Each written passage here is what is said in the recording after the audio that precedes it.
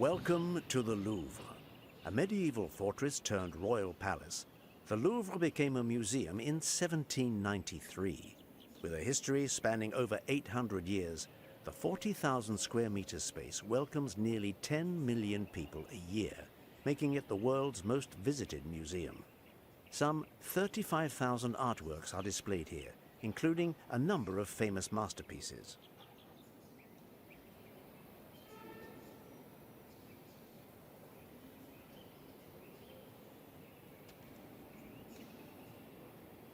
The Carousel and Tuileries Gardens are an extension of the palace. Occupying nearly 30 hectares, they are home to a large number of outdoor sculptures and vases. The Arc de Triomphe du Carrousel at the entrance of the gardens was built by Napoleon in the early 19th century.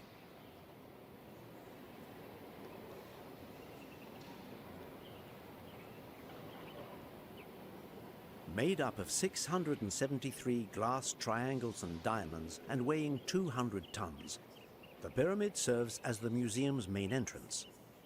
When it was built in the 1980s by architect I.M. Pei, the structure provoked outrage, only to become one of the museum's emblems later on.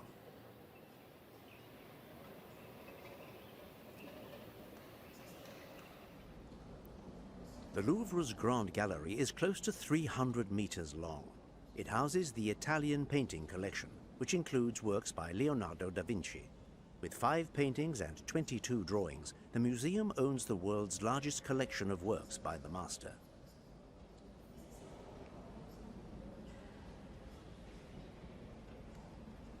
Saint John the Baptist, one of Leonardo's final creations. The artist painted it during his stay in France, continuing to work on it until his death in 1519. Leonardo da Vinci's depiction of the gracefully twisting saint features an intriguing chiaroscuro. This composition is one of his most mysterious paintings.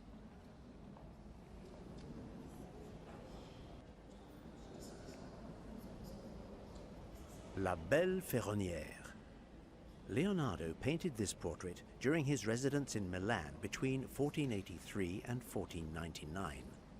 There are several theories regarding the identity of the beautiful young woman in red, but none have as yet been confirmed.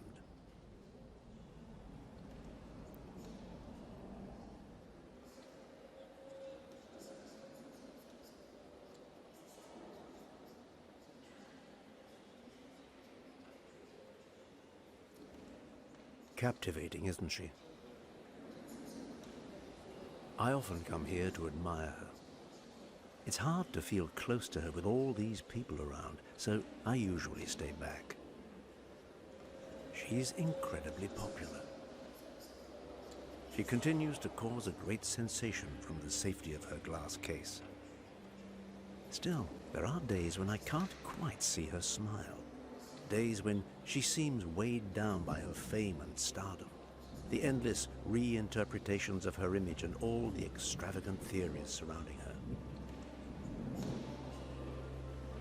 I'd love you to see beyond the glass, beyond the image, to see the woman inside the painting, and to show you exactly what makes the Mona Lisa a masterpiece. So much has happened since the first brushstroke was laid down in Florence in 1503. Following her stay in France, the still unfinished Mona Lisa was purchased by King Francois I and became part of the royal collection. She would later survive a revolution, theft, 2 world wars, several attacks, and journeys across the world. But Mona Lisa bears traces of her past. See this split that nearly disfigured her? The wood panel was deformed by humidity, while the painting hung in the bathroom of King Francois I. Ah, yes, this may look like a canvas painting, but it is actually oil on poplar wood. The panel's dimensions made it possible to paint a large, life-size portrait of Mona Lisa. The painting left quite an impression, but its colors have since changed. And the cracks, well, the varnish has yellowed, darkened, and cracked to the point of obscuring original details and colors. I would like to show you a different side of the Mona Lisa that I know.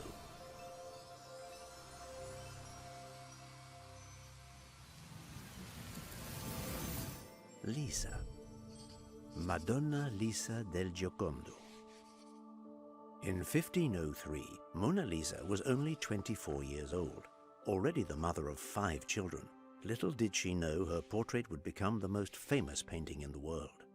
She was called La Gioconda in reference to her husband Francesco del Giocondo, a wealthy fabric merchant from Florence.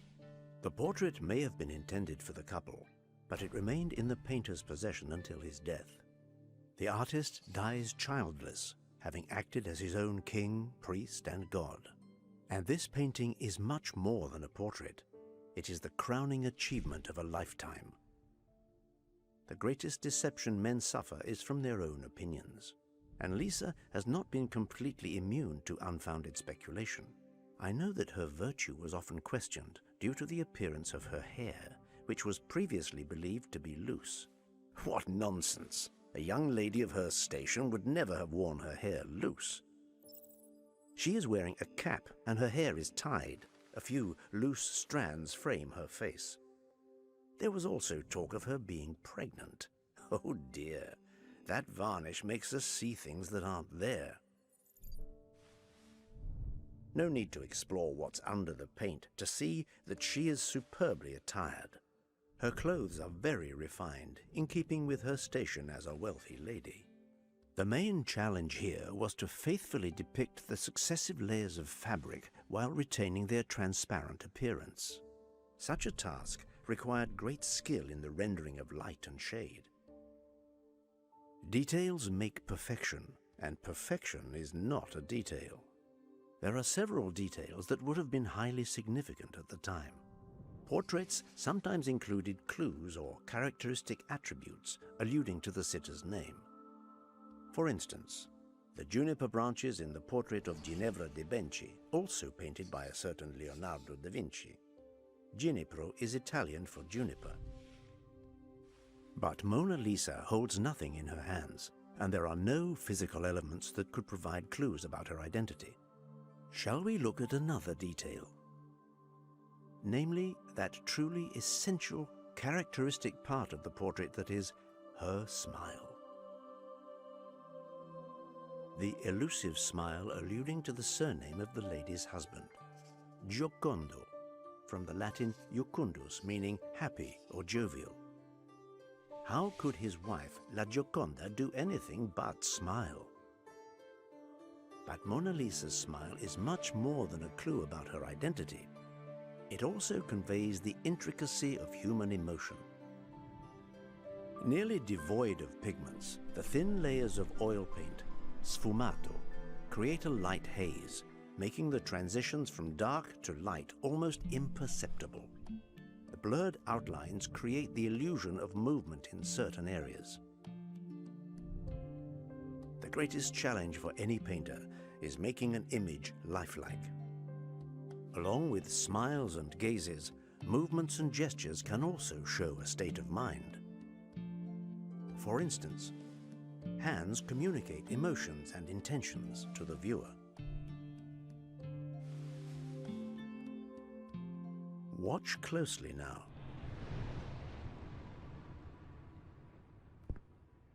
See how Mona Lisa turns to welcome us to her loggia. One hand lightly resting on the other.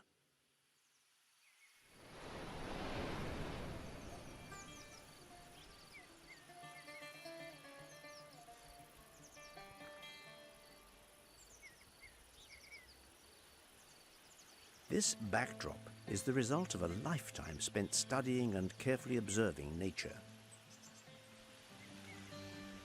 The artist creates the illusion of depth by progressively softening edges and varying color hues according to distance. This is the principle of atmospheric perspective. In this imaginary landscape, we can see allusions to the history and slow formation of the world, the battle of the elements, the water shaping the earth, and man's attempts to clear a way for himself. I would love to fly over this make-believe landscape, wouldn't you?